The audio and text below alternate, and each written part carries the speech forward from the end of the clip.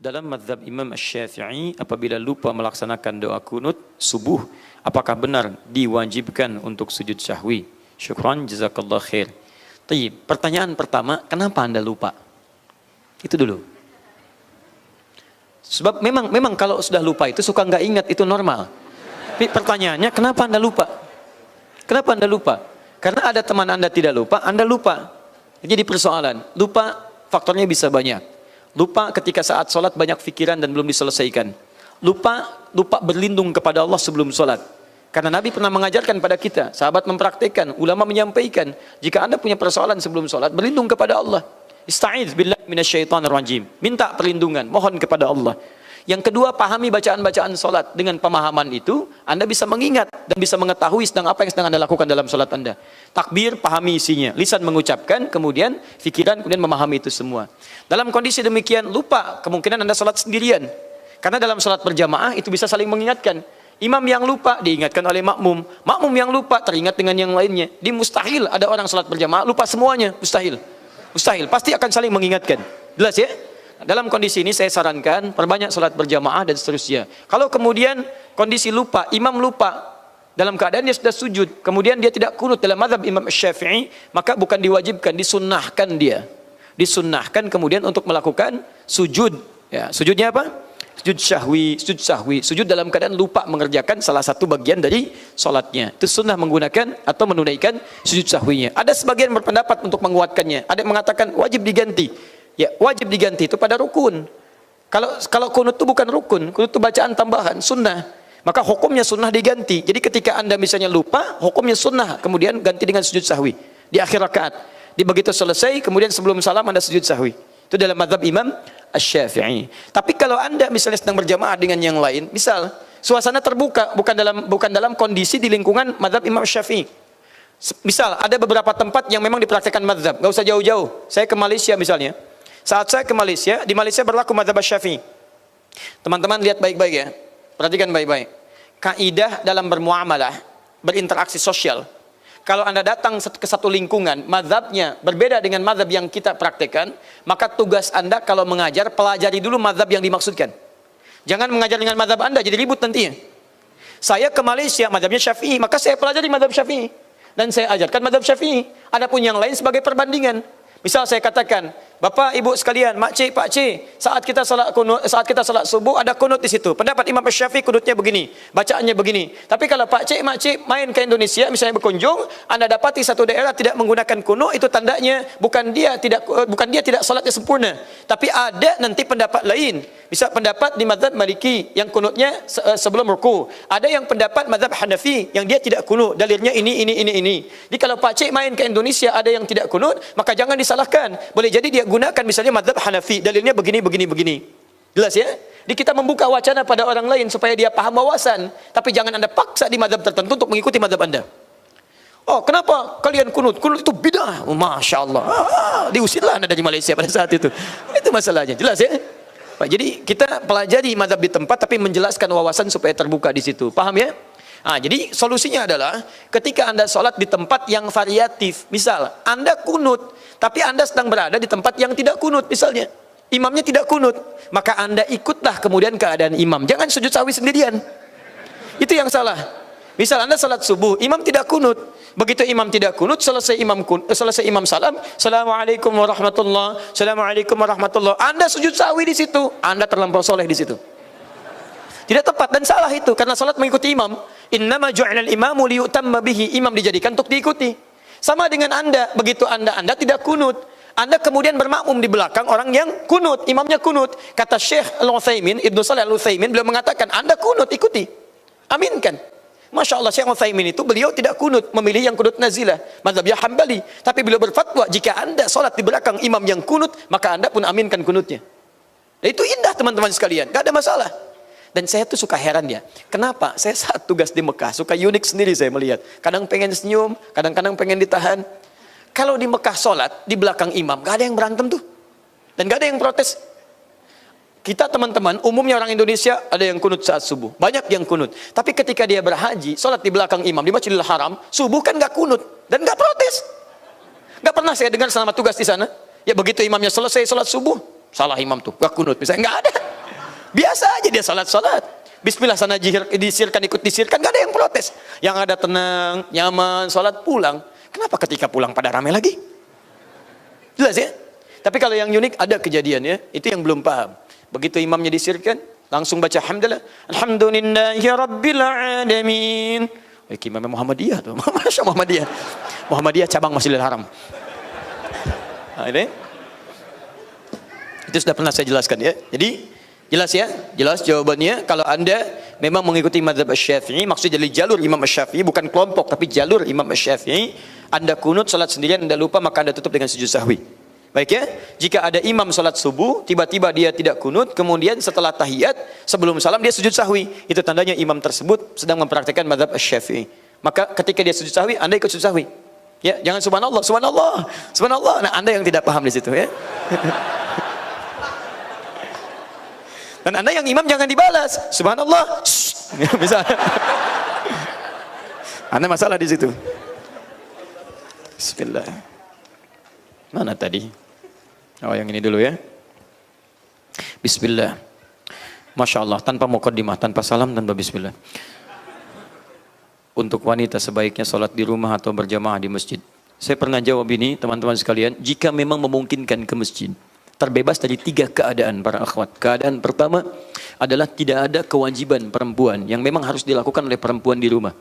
Misal, ada anak yang harus diberikan ASI, ada anak yang harus dirawat, dan kewajiban itu melekat kuat pada perempuan.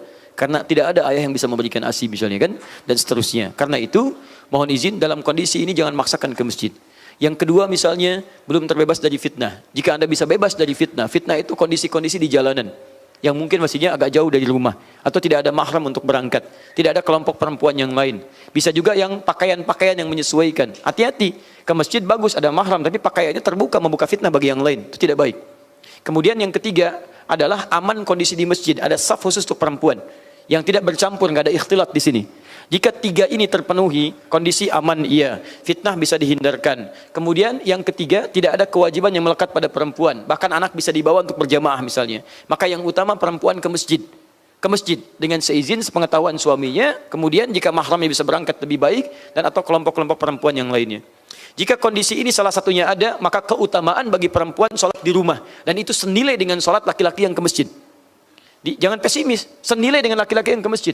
Seorang perempuan Ansar pernah bertanya pada Rasulullah SAW, ya Rasulullah, enak jadi laki-laki. Kata perempuan ini, ya ke masjid bisa kapan saja, berhaji tidak perlu ada mahram, berjihad bisa kapan saja. Kami perempuan bagaimana? Kata Nabi, tidak adakah pertanyaan sebaik yang perempuan ini?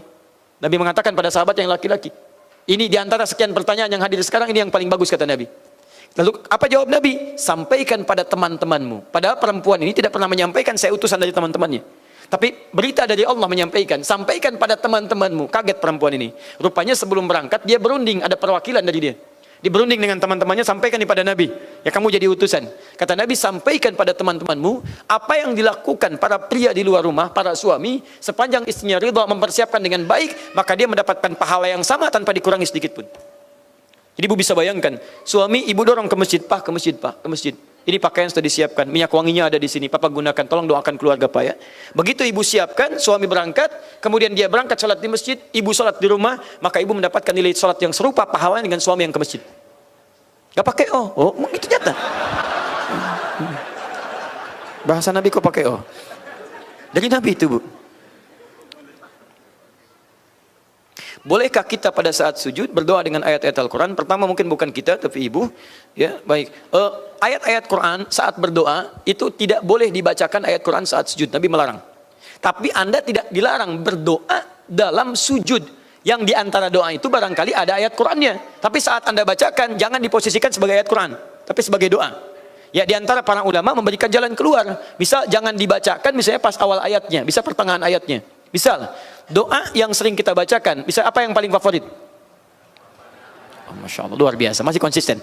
Rabbana atina fid dunya hasanah wa fil akhirati hasanah wa qina adzabannar. Al-Baqarah ayat 201 ya, paling kanan sebelah bawah. Itu kan kalimat ayatnya sempurna. Kalau dibacakan, wa minhum may yaqulu rabbana atina fid dunya hasanah wa fil akhirati hasanah wa qina adzabannar. Kalau Anda ingin posisikan ayat ini sebagai doa misalnya, bukan sebagai ayat, bacakan langsung pada ayatnya, pada doanya. Rabbana atina fid dunya hasanah. Jangan bacakan di awal ayatnya dan posisikan sebagai doa. Maka yang seperti itu kata para ulama boleh kita bacakan. Misal, Rabbana la tu'akhidna in nasina aw akhtana. Itu bagian dari ayat Quran. Tapi kalau Anda bacakan dari awalnya, itu lengkap Qurannya. La yukallifullahu nafsan illa wus'aha. Boleh Anda ambil bagian dari doanya, tapi posisikan sebagai bacaan doa, bukan sebagai bacaan dari ayat-ayat Al-Quran. Paham? Baik. Sekalipun Anda sebetulnya boleh membaca doa-doa yang lain yang selaras dengan kebutuhan Anda. Kalau saya sarankan, baca doa yang standar. Misal, subhanakallahumma bihamdika Allahumma ghfirli, subhana rabbiyal a'la, subhana rabbiyal a'la wa bihamdi. Itu yang standar. Setelah itu, bacakanlah permohonan yang sesuai dengan kebutuhan Anda. Kalau ada contoh dari Nabi, bacakan. Kalau tidak ada contoh, cukup di hati, tidak perlu dilafadzkan. Tidak perlu dilafadzkan. Ya. Jadi kalau Anda misalnya ini dekat dengan ujian, mohonkan di hati, ya Allah, berikan kelancaran, berikan kemudahan. Ya, apa hubungannya mau ujian besoknya doa yang dibacakan Rabbana la tu'akhidna in nasina wa akhtana, misalkan kan enggak nyambung di situ. Ya, jadi bacakan sesuai dengan kebutuhan Anda. Bismillah. Sebentar ya, saya dahulukan yang lain dulu, yang lebih duluan.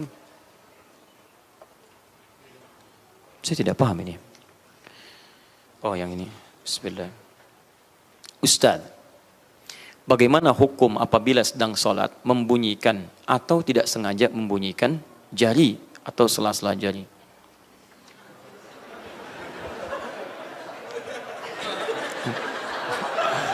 Allahu Akbar. Nah, itu jelas sengaja. Kemungkinan yang terjadi adalah saatnya intiman, bangkit dari sujud ketika akan bangun seperti yang kemarin kan, begitu begini krak bunyi kan. Baik, kalau tidak sengaja tidak ada masalah. Sesuatu yang tidak sengaja tidak direncanakan, tidak ada masalah dan tidak berdosa, nggak ada dosa di situ. Ya, tapi kalau Anda sengaja berbuat seperti itu, kalau melanggar ketentuan rukun bisa batal sholat Anda. Kalau memengaruhi kehusyuan, bermaksiat dalam sholatnya, berkurang pahala Anda. Baik ya, jadi kalau dalam kondisi demikian tidak perlu melakukan perbuatan-perbuatan yang tidak dituntunkan. Hindarkan seperti itu. Ya, jelas ya? Baik. Assalamualaikum Ustaz. Saya punya ayah. Sama. Baik. Umur 64 tahun. Kondisi saat ini ayah saya lupa dengan rakaat, sudah lupa dengan rakaat salat dan bacaan salatnya. Sudah beberapa pekan terakhir saya ganti kalimat minggu pakai pekannya dan beliau sering menangis sendiri. Hal yang sudah dilakukan adalah mengingatkan ayah untuk salat berjamaah ke masjid. Namun adakah hal yang bisa dilakukan untuk mengingat hafalan bacaan salat ayah saya yang sering lupa dan terbalik dan dalam bacaan pada setiap gerakan salat? Syukran Ustaz. Allah yakfik insyaallah. Teman-teman, pertama saya bersyukur pada Allah Subhanahu wa taala pada Anda yang bertanya, karena Anda diberi kesempatan oleh Allah untuk membalas bakti pada orang tua yang tidak setiap orang punya kesempatannya. Orang tua merawat Anda saat kecil. Jangankan lupa, dari mulai Anda nggak bisa. Silahkan cek. Dari mulai Anda nggak bisa sholat diajarkan. Anda nggak bisa baca Quran diajarkan. Bukan lupa, diajarkan dari awal yang nggak bisa. Kemudian diajarkan cara berdiri, diajarkan cara berjalan, diajarkan cara bicara. Semua diajarkan pada Anda. Saat tiba masanya Anda dalam kematangan, dalam kekuatan, maka Allah memberi kesempatan pada Anda yang tidak setiap orang mendapatinya. Demi Allah saya katakan. Termasuk saya. Usia 13 tahun. 2 pekan di pesantren, sesuai ajalnya saya dipanggil Allah Subhanahu wa taala, meninggal. Ada ibu. Alhamdulillah ibu sampai sekarang masih ada. Dan alhamdulillah Allah beri kesempatan untuk berbuat baik, berbakti dan sebagainya. Tapi tahukah Anda, ketika kita punya kekuatan dengan izin Allah untuk memberikan yang terbaik, maka orangnya sudah tidak ada. Saya 2010 menangis luar biasa. Alhamdulillah, satu syukur Allah anugerahkan kesempatan untuk bisa berhaji dan ibu hadir pada saat itu. Tapi tahukah Anda, saat dalam situasi sa'i pada saat itu, juga dengan tawafnya. Sa'i bukan hanya sekedar gambaran, misalnya dari Safa ke Marwah, kita beribadah, tidak. Tapi sa'i ada refleksi bagaimana membalas bakti kepada kedua orang tuanya. Bukankah di situ Sayyidah Hajar mencari air untuk anaknya Ismail? Yang dapat air anaknya, yang berusaha adalah ibunya. Maka pada saat itu saya gandeng dengan tangan kanan saya, bagaimana kemudian bermohon kepada Allah untuk memberikan kesempatan bakti maksimal pada ibu saya. Ya Allah, sayangi ibu saya, ya Allah. Ya Allah berikan yang terbaik pada ibu saya. Ya Allah beri kesempatan saya untuk membahagiakan ibu saya. Ya Allah mohon ganti air matanya dengan kebahagiaan yang bisa Engkau turunkan kepada saya untuk membalasnya. Ya Allah ganti segala keringatnya dengan yang terbaik yang bisa saya berikan untuknya. Tapi tahukah Anda, tangan kiri saya tidak bisa berbuat apapun. Karena sudah tidak ada yang bisa digandeng lagi. Saya hanya bisa berdoa, bagaimana ayah bisa diberikan yang terbaik di alam kuburnya, diberikan ketenangannya, diberikan keterangannya. Ya Allah jadikan ya Allah, dulu ayah saya memangku saya, dulu saya tidur ketika beliau mengajar, sekarang bergantian saya mengajar dan beliau tertidur. Maka mohon ya Allah, seperti beliau memberikan ketenangan pada saya saat beliau mengajar, maka berikan ketenangan kepada beliau saat saya mengajar. Ya Allah anugerahkan setiap hurufnya untuk ayah saya ya Allah, terangi alam kuburnya. Cuma itu yang bisa dilakukan. Anda sekarang punya kesempatan lebih daripada saya. Seorang ustadz tidak mendapatinya, Anda bukan ustadz mendapati itu. Jadi kalau Allah sudah berikan kepada Anda untuk membalas baktinya, Anda tidak sia-sia, dan Anda sia-siakan itu, Anda butuh berapa ayah lagi untuk bisa berbakti. Maka yang pertama saya mohon kepada Anda, jangan sia-siakan peluang ini, maka dampingi beliau. Seperti beliau mendampingi Anda sejak kecil. Ya, kalau beliau lupa Anda ingatkan. Kalau beliau sendirian Anda dampingi. Kalau Anda laki-laki temani ke masjid, jangan menuntut ayah Anda ke masjid, Anda diamkan. Anda temani beliau, banggakan kepada orang lain. Nih Allah berikan kesempatan kepada saya. Pangku dia. Seperti Uwais menggendong ibunya, kemudian dia gendong, kemudian ke Mekah, dia tawaf dan sebagainya. Apa faedahnya Anda kalau cuma diam di rumah? Apa nggak bisa dampingi dia? Anda mungkin diberikan mobilnya bukan untuk Anda saja. Allah berikan mobil kepada Anda supaya bisa bawa ayah Anda. Allah berikan motor kepada Anda supaya bisa bonceng bapak Anda. Mungkin itu faedahnya Allah berikan motor kepada Anda, bukan untuk Anda banggakan. Itulah sebabnya kemudian Allah berikan Anda tangan yang kuat, punggung yang kuat, mungkin untuk menggendong ayah Anda. Bukan cuma Anda banggakan sebagai atlet dan sebagainya, bukan. Lihat dengan iman. Kadang-kadang ada peristiwa yang harus kita gunakan iman untuk melihat di situ. Di poinnya sederhana, ini tidak perlu pakai banyak dalil. Yang pertama, Anda dampingi ayah Anda, saat lupa Anda ingatkan, saat lemah Anda bantu dengan kekuatan yang Allah titipkan kepada Anda, dan hukum orang seperti itu dihukumi sesuai dengan kadar kemampuan dia. Jadi begitu dia lupa, Anda ingatkan. Allah kemudian berikan hisab sesuai dengan ikhtiar dan kesanggupan apa yang bisa ia kerjakan. Jelas ya? Baik, saya kira itu poinnya. Kalau beliau sedang sholat sendirian dan Anda tidak ada di tempat misalnya, maka dihukumi sebagaimana keadaan beliau. Kalau beliau misalnya dalam keadaan sudah pikun, sudah lupa sama sekali, Quran surah ke-22 ayat yang kelima, ya, dan tidak ada yang membenarkan pada saat itu, maka sholatnya dihitung sesuai dengan kemampuannya pada saat itu. Ya Allah Ta'ala Adam bisawab. Assalamualaikum Pak Ustadz. Tanya ya Pak Ustadz. Silakan, saya jawab ya. Jika kaki kanan saya, jari kaki tidak bisa ditekuk berdiri karena kondisi tertentu, bagaimana hukumnya dan apakah ada solusinya? Tayyib, ini kondisi darurat. Kaidah dalam fikih ad-daruratu tubihul mahdzurat. Setiap yang darurat membolehkan yang terlarang. Jangankan yang begini, yang ekstrim bisa terjadi. Misal, yang ekstrim sangat ekstrim sekali. Ada pergi jalan-jalan, misalnya ke Shenzhen di Cina. Tahu Shenzhen? Lampu merah, sonon dikit tuh. Ya. Baik. Misal sudah terus ke pojoknya lagi, tidak menemukan makanan-makanan yang halal. Ayam nggak ada misalnya, kambing nggak ditemukan dan sebagainya. Taib, yang ada cuman babi. Cuman babi misalnya hewan itu. Sedangkan kalau nggak makan, Anda bisa meninggal. Siapa namanya? Tommy. Tommy bisa meninggal. Keadaan sendirian. Tidak ada yang lainnya. Yang ada cuman babi. Maka dalam kondisi itu berlaku hukum darurat. Babi haram hukumnya. Tapi nggak ada makanan yang halal. Maka bolehkah pada saat itu makan babi? Tidak. Babi besar begitu bagaimana? Ya. Tidak boleh makan babi besar begitu. Yang boleh daging babi. Ya, diambil dulu, potong, kemudian dimasak dulu. Setelah dimasak pada saat itu, makan sekadarnya yang menghilangkan lapar, bukan dinikmati. Ingat, bukan dinikmati, yang menghilangkan lapar. Kalau dinikmati Anda salah. Enak juga ya. Anda makan sekedarnya. Begitu hilang lapar, sudah misalnya Anda mencari sambil berikhtiar. Jadi makan berikhtiar, cari ayam, cari ayam, cari ayam. Nah sekarang itu yang ekstrim sekali. Ekstrim, yang haram tiba-tiba berubah. Maka bagaimana dengan yang seperti ini? Jari saya nggak bisa ditekuk. Kan posisi sunnah duduk seperti itu. Kondisinya darurat, tidak bisa ditekuk. Ditekuk malah sakit. Bisa berpenyakit dan sebagainya. Maka kondisi darurat membolehkan yang dilarang. Duduk seperti yang memudahkan Anda untuk bisa duduk. Bahkan ada yang sama sekali sakit, duduknya nggak bisa dilipat, kakinya selonjor ke depan. Pernah melihat ada orang sholat kakinya ke depan? Nah itu jangan dimarahi. Oh nggak sopan. Tidak. Dia memang nggak bisa melipat, makanya kakinya ke depan. Jelas ya? Nah, makanya pada yang begini, ambil saf yang khusus. Itu juga harus mengerti, ambil saf yang khusus supaya tidak mengganggu yang lain yang belum paham.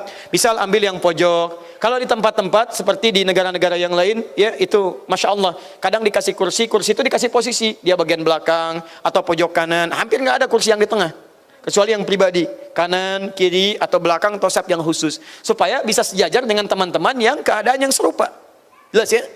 Nah, jadi kondisi ini kondisi darurat, silahkan duduk dengan senyamannya seperti nyaman untuk dilakukan. Kalau sudah kembali sehat dan bisa ditekuk, maka kembali kepada hukum asal. Sama dengan tadi, Anda sudah keluar dari senjentomi, kemudian babi sudah hilang misalnya dari situ, Anda menemukan ayam. Sekarang babi tidak boleh dimakan lagi. Hukumnya berubah kepada makan ayam, ya, yang sudah disembeli, kemudian sudah dimasak dan dalam keadaan yang baik. Jelas sampai sini? Baik. Assalamualaikum. Waalaikumsalam warahmatullahi wabarakatuh. Ustaz, titik 4, jadi saya diam dulu.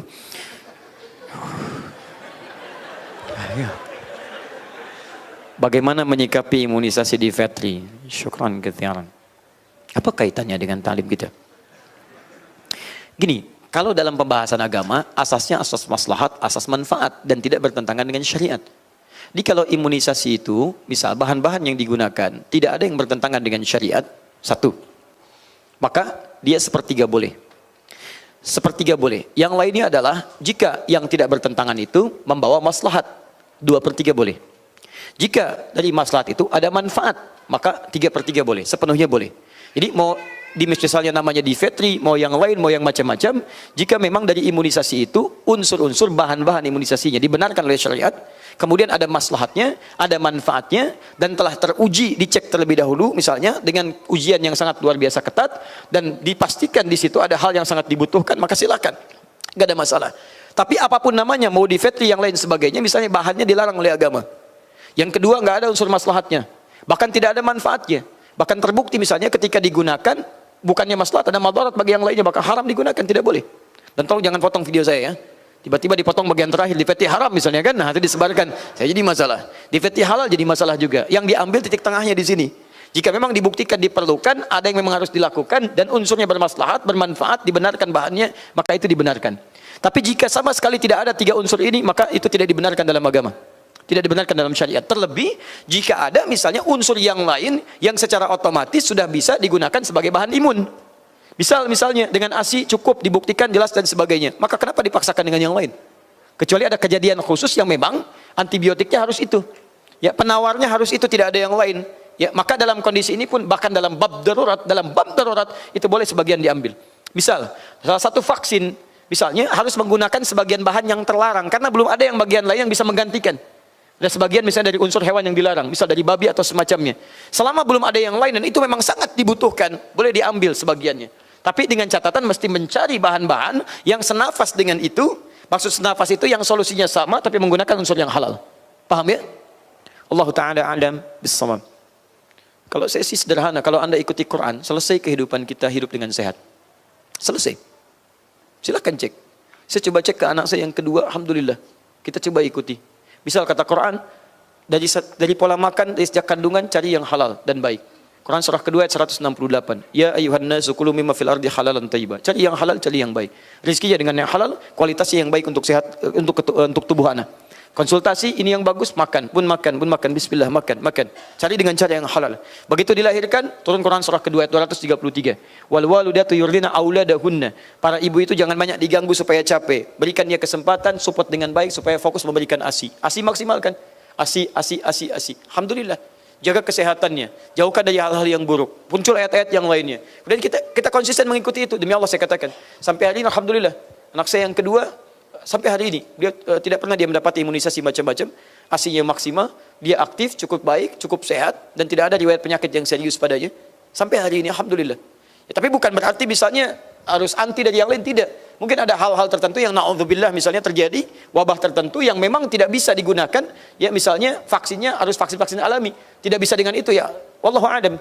Mungkin dengan qadar Allah ada vaksin yang lain yang memang harus ada itu digunakan, dan itulah kemudian hikmahnya Nabi meminta kita untuk berobat. Wallahu ta'ala a'lam bissawab. Cukup dulu ya. Saya kira cukup dulu, sebagian pertanyaan lain nanti dikumpulkan untuk dibahas kesempatan lain. Maaf, ini pulpennya sekalian itu. Penting. Afwan, sangat penting Ustaz. Baik, ya sudah. Kita bahas sedikit ya. Waalaikumsalam warahmatullahi wabarakatuh. Semoga Ustaz selalu diberi kemudahan dalam berdakwah. Semoga Anda diberi kemudahan dalam mengikuti ta'lim. Saya meminjam pulpen jamaah ikhwan pada kajian 2 Desember 2017 lalu. Dengan izin Allah, saya bisa hadir lagi di kajian hari ini dan ingin mengembalikannya. Tolong kesediaan Ustadz mengumumkan, karena saya takut ini menjadi hutang. Penting. Sangat penting. Semoga jamaah tersebut hadir. Jika tidak, apa yang seharusnya saya lakukan? Baik, ini amanah. Teman-teman, ikhwan, ada yang pernah minjem pulpen kepada antum, ini warnanya. Kemudian ada 3 jenis warna, biru, hijau, dan merah. Ya. Kemudian ininya orange, bentuknya begini. Beliau menitipkan pada saya untuk diumumkan dan telah saya sampaikan. Bagi ikhwan yang dimaksudkan dengan ciri-ciri dimaksud dan pulpen yang telah disampaikan, harap bisa menghubungi Pak Surya lah ya di depan, supaya nanti saya titipkan ke Pak Surya untuk diambil. Baik, apa yang harus saya lakukan dari tadi? Sudah, Anda sudah melakukan, menyampaikan kepada Ustadz, mengumumkan dan dititipkan di sini. Silahkan disampaikan dan semoga Allah memberikan petunjuk pada pemilik pulpen untuk mengambilnya.